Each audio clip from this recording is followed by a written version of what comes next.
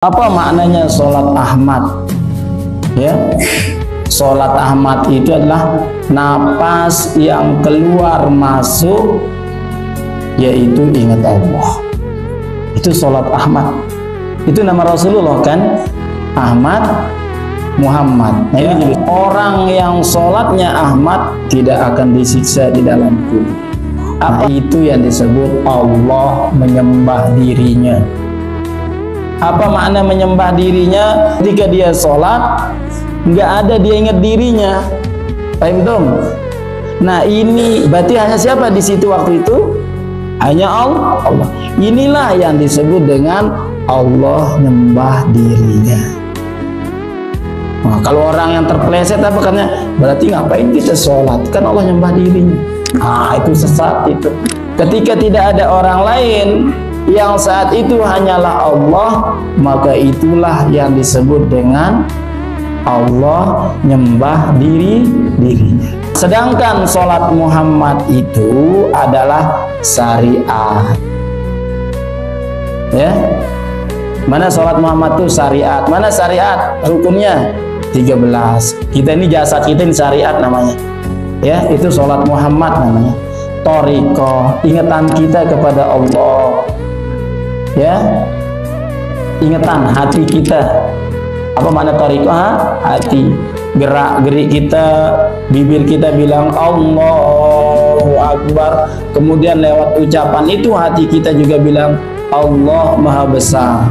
Ya, itu namanya thariqah. Nah, sekarang dua istilah sholat hakikat tuh. Pertama, sholat Ahmad. Mana sholat Ahmad itu? Yang keluar masuknya napasnya ingat Allah. Kedua, sholat Muhammad. Sholat Muhammad itu mana? Yang ngerjakan sholat syariat yang kita lakukan setiap waktu itu. Nah, antara sholat Muhammad dan sholat Ahmad ini hakikatnya yang ngerjakan adalah Allah. Hakikat sholat, orang sholat itu berapa? Bentuk sholatnya. Pertama adalah sholat orang Ahmad.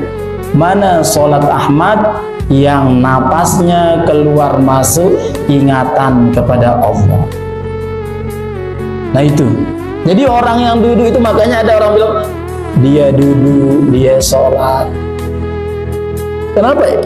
Napasnya keluar, ingatnya Allah. Masuk napasnya Allah.